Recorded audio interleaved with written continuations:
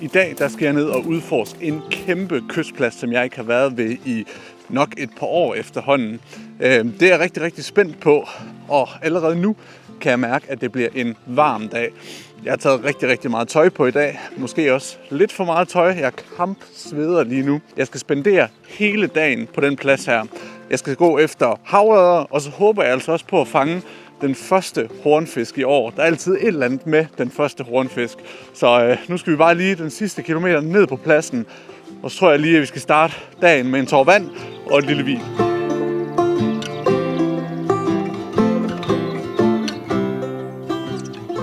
Jeg er lige kommet ned til vandet her, og det ser faktisk super, super godt ud.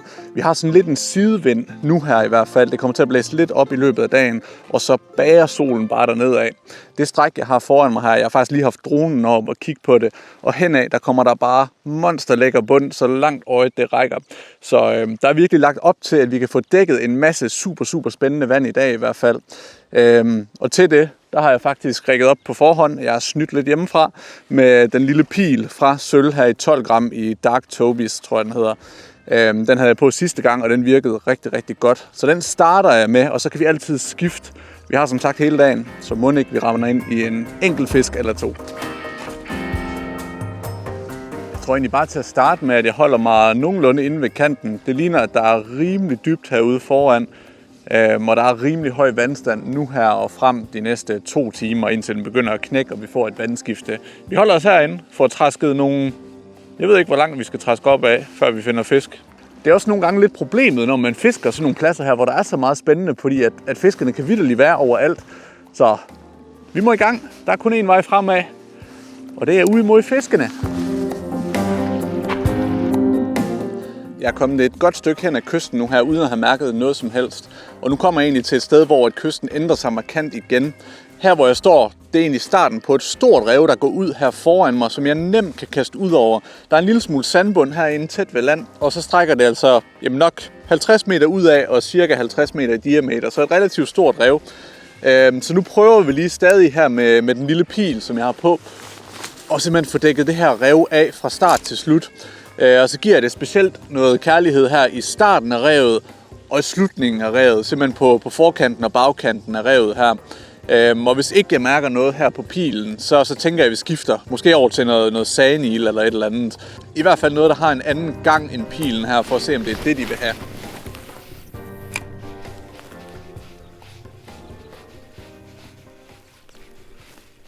Ja.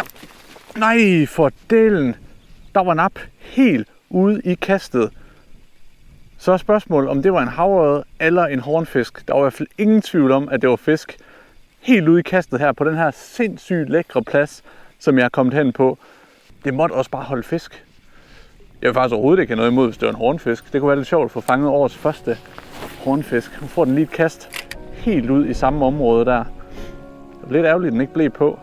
Jeg bare håber, at der er flere i området, uanset hvad det var.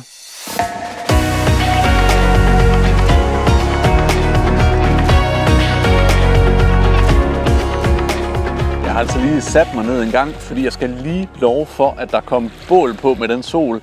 Altså, temperaturen steg der bare lige 5-6 grader i løbet af 0,5. Nu bager solen altså bare ned, og for at det ikke skal være løgn, så har vinden også bare lagt sig 100%. Lige nu herude, der er der bare fuldstændig fladt vand. Vejrudsigten har lovet, at vinden den skulle komme fra en anden led, så det var ikke helt efter planen. Jeg håber lidt, når vi kommer lidt længere rundt omkring herude, der er sådan en stor pynt, der måske kommer lidt mere vind på, i hvert fald lidt. Men nu skal jeg lige sidde lige og svede af 2 sekunder, lige at få lidt at spise, tanke op. Klokken den er 12:30 nu, så der er masser af tid endnu til at finde fiskene. Fordi indtil videre der er det godt nok ikke blevet så mange, men jeg tror på det endnu i hvert fald.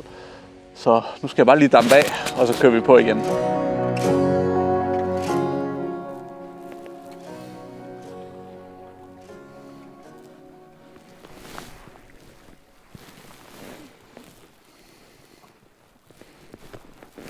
Ja, så er der fisk.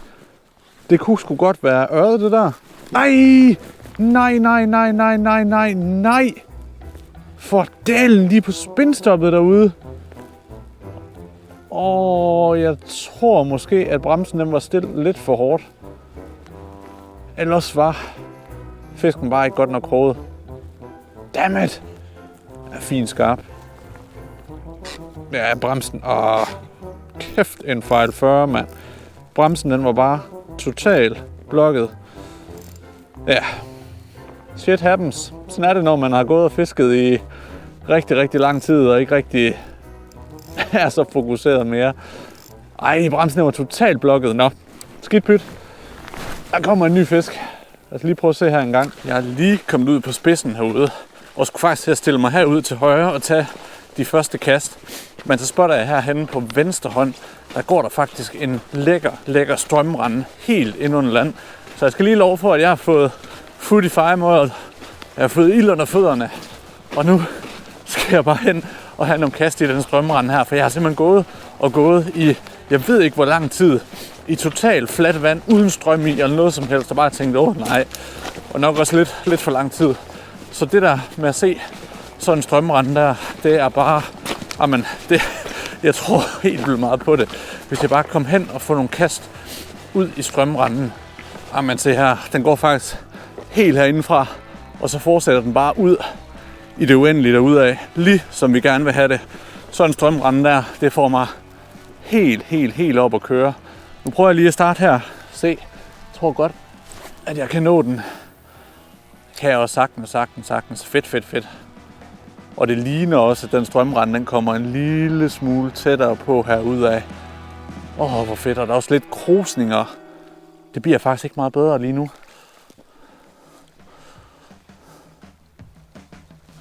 Ja. Er det fisk? Eller hvad er det? Jeg tror sgu, det er fisk. Hvad har vi? Det er en hornfisk! Årets første hornfisk. Ej, hvor godt! Og det er også en pæn en af slagsen. Der er det typisk sådan, at de første, det er de største med de hornfisk her. Og her, tidlig maj, der er det altså nogle af de første hornfisk, der kommer. Fedt. Jeg synes nok, det var sådan lidt et mærkeligt hug. Men det var altså hornfisk. Også lang tid siden, at mine hænder de har lugtet sådan en ordentlig hornfisk. Kom her ind, kammerat. Dig får vi altså lige sidder fint med enkeltkrogen. Lige herude i næbet. Bum. Så er den videre. Fedt. Første hornfisk i år. Så ved man altså, at foråret det her på vej. Ej, hvor dejligt. Ikke en havørred, men prøv at høre. Det gør overhovedet ingenting. Og nu er strømrenden altså også på vej væk derude. Det var godt nok ikke lang tid, jeg fik lov at lege i den strømrende. Det kunne godt være, at man skulle have gået herud noget før. Men hvad fanden. Den kommer nok igen. Hold op, hvor har jeg fisket rigtig meget vand igennem nu. Derhen, hvor jeg fik hornfisken, der skete intet mere efter den hornfisk. Jeg havde lige et par små duk, og så var fiskeriet bare helt væk.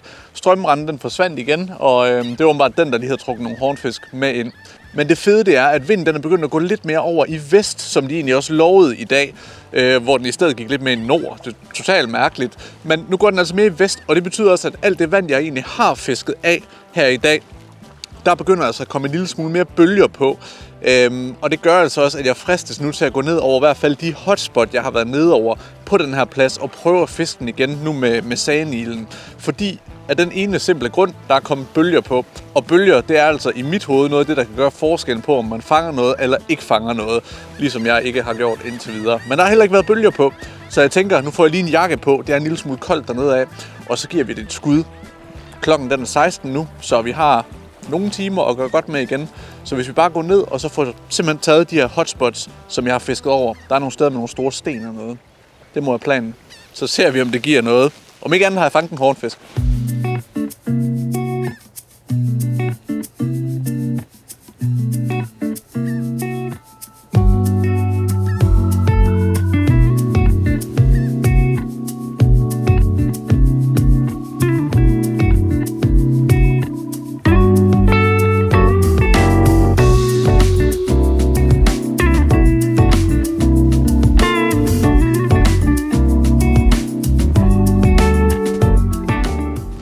Jeg er kommet hjem fra fisketuren. Det var faktisk her i går, jeg var ude og sat og redigeret hele dagen i dag for at få videoen i klar.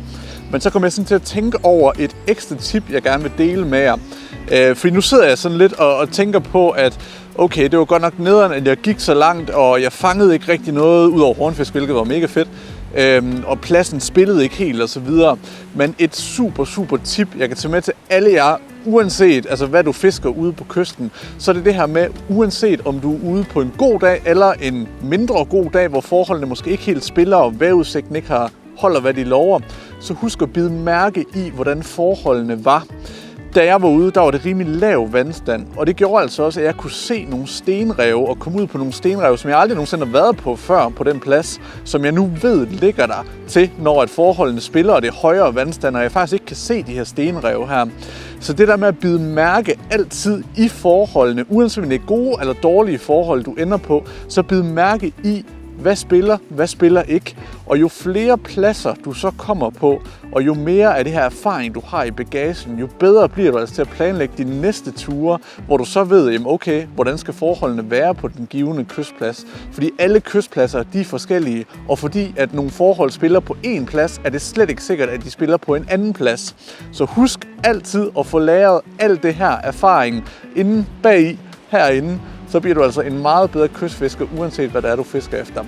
Tak fordi du så med i den her video. Alt grej det er linket ned i beskrivelsen, og så håber jeg, at jeg ser dig her på kanalen til næste video.